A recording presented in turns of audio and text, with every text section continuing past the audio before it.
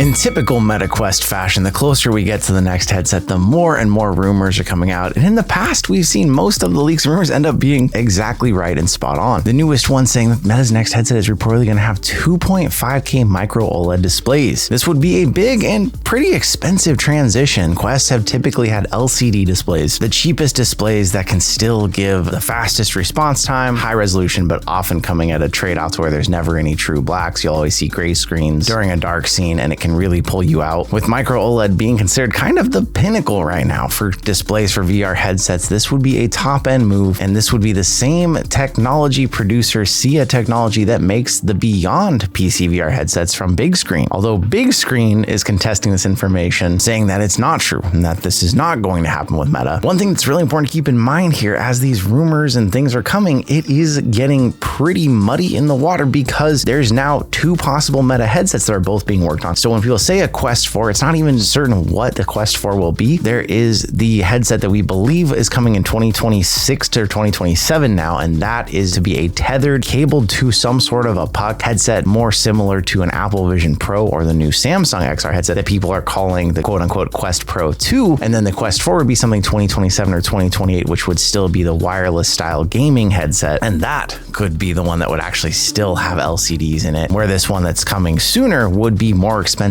meant to be poised against those premium headsets. So what people are calling the Quest Pro 2, aka the codename Phoenix, is the ultralight headset that could then have these micro OLEDs. And Big Screen might be right that the Quest 4 isn't going to have those, but this one in the interim could. This after the news we already shared with you that they found some new graphics showing what Meta's next headset might look like in the firmware, showing a much lighter one and honestly looking pretty similar to the Samsung XR device that we got to try.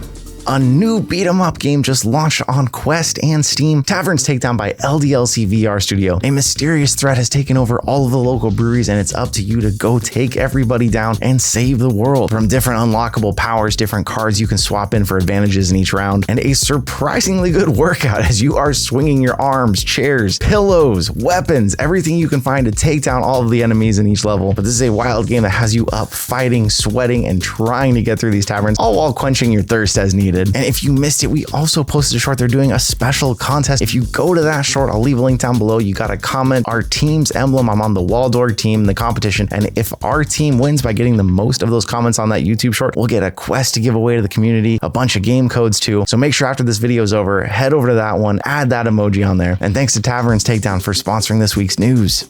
Although a lot of the news out of the VR realm lately has been doom and gloom after Meta pulled back 10% of its investment, which meant tons of developers and jobs were lost, Quest is still celebrating, reaching a record number of users in 2025, helping over 100 games, generating more than $1 million in gross revenue. How many of those were like UGG and Gorilla Tag? We don't know, but Meta is saying that the whole number of users and gross revenue are going up year over year, despite no new headset coming out. But this was 2025, and most of this rougher news has come in 2026, so keep that in mind. But basically, Meta's director of games, Chris Pruitt, talked at the State of VR talk at GDC and pointed out that they're holding steady in a no-launch year, and that's a strong signal that ongoing store investments are paying off. But reps at Meta again confirming that even though they have been backing up their investment, they are still making more games this year, even than last year. What do you think about all this? Do you feel like VR is still in a strong state? Do you feel like Meta backing up might actually be good for the rest of the industry and bring back some competition? Let me know in the comments.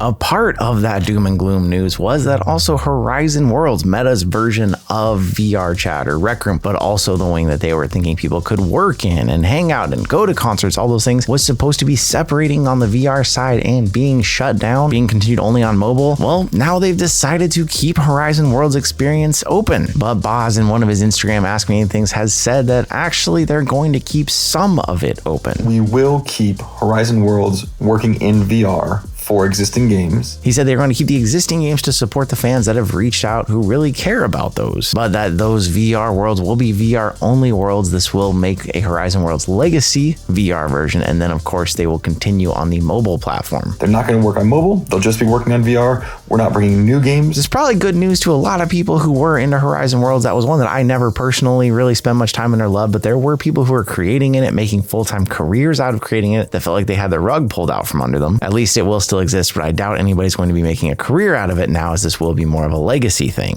We tried and gave you a video on those Meta Ray-Ban displays a while back. Meta Smart AI glasses that also have a screen in one side of them so that you can see your messages, watch videos, respond. And of course, it's EMG-based wristband controller that was supposed to allow you to even handwrite messages, although that wasn't ready at the time that we got to test it. And of course, the second people saw that, it brought up the question, will the Quest ever end up getting these sort of wristbands that then give you essentially what could be perfect hand tracking that can feel what your fingers are doing, allow you to not rely on controllers, but maybe still have some haptics somehow built into the wristband? Well, Meta is showing that they want to continue supporting this and do more with it by funding external studies on it, with them giving out $150,000, multiple universities across the United States and other countries, all kind of under the guise of how do people learn these new controls and how can onboarding be streamlined for them. It is something that when I tried it, some parts of it felt natural, but it felt like there was definitely going to be a learning curve that was going to take time, but especially since we didn't get to try the typing. But also, how can they take this to another level with these wristbands possibly helping stroke survivors regain muscle control, prosthetic limb operations, and things that could go far beyond just what the smart glasses are using them for. Shows that even though it's still really hard to get Ray-Ban displays and not everyone is convinced by them, even people who have bought them have switched back to their Gen 2s. And honestly, not the best demo if they're trying to sell them. It shows though that Meta seems to believe in this future and is going to continue investing in it.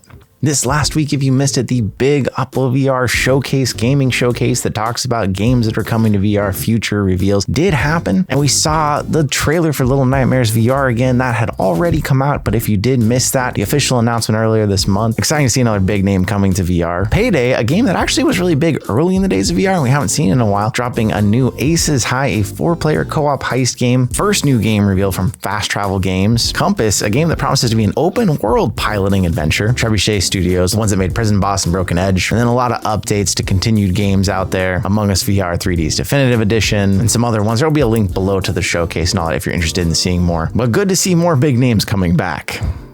VR season seems to be picking back up, and with that, we're seeing more Quest giveaways going on right now. We told you about that earlier in the video where we have a short right now. If we get the most comments on our team, then we're going to get to give away another Quest. VR Villa, one of the organizations that brings us around to different cons. We get to hang out with people, meet, show them VR. They're giving away a Quest 3S as well. And then we still have a giveaway going, even though we just gave one away. So right now, check the description. There's links to all these. There'll be a link to that short at the end of this video if you want to go make sure you drop a bore comment over there. If you're like, what the heck is he talking about? You'll see. The VR Villa giveaway I'll also add to my link tree so it's easy for you to find. And then ours, of course, is there too. So go enter all those giveaways and good luck. Any Hawaii residents here, especially Honolulu? I actually used to live there once upon a time. KawaiiCon is coming up next month and we are going to be there for KawaiiCon, hanging out in Hawaii. I actually just saw a couple of you at Game On Expo in Phoenix. One kid, Hugh, really nice kid, came up. He's in charge of some of the esports gaming stuff at a college. Came up and was super excited to meet me, recognized me from the channel, which was really awesome. A couple other of you out there, Edgar and Ingrid, showed up when I was over at the dance booth, talked to me there. In fact, Edgar said the nicest thing of how his Quest had started to sit for a while, and then watching videos here on the channel brought him back to it, got him excited about VR, which is kind of the best compliment I think you can give anyone in the VR space. So super exciting. If any of you are going to KawaiiCon, hit me up. We can hang out there. Obviously, Hawaii in April is a pretty awesome destination because you get out of, well, what's usually still kind of cold here. Cold today, but maybe not by then. We'll see. I can't wait to go. I'm excited. And if some of you are there, let me know.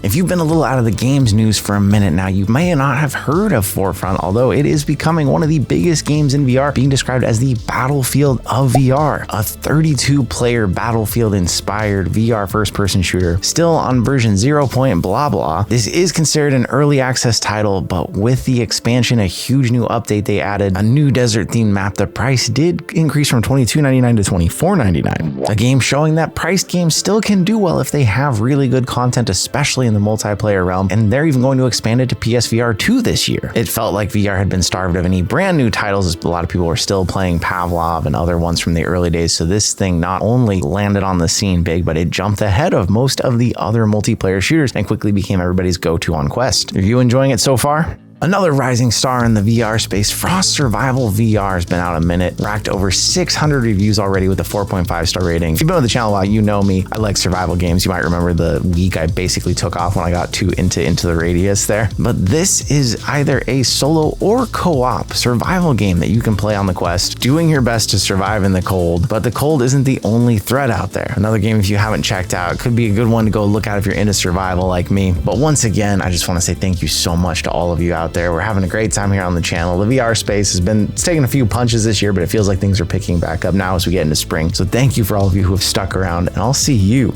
in another reality.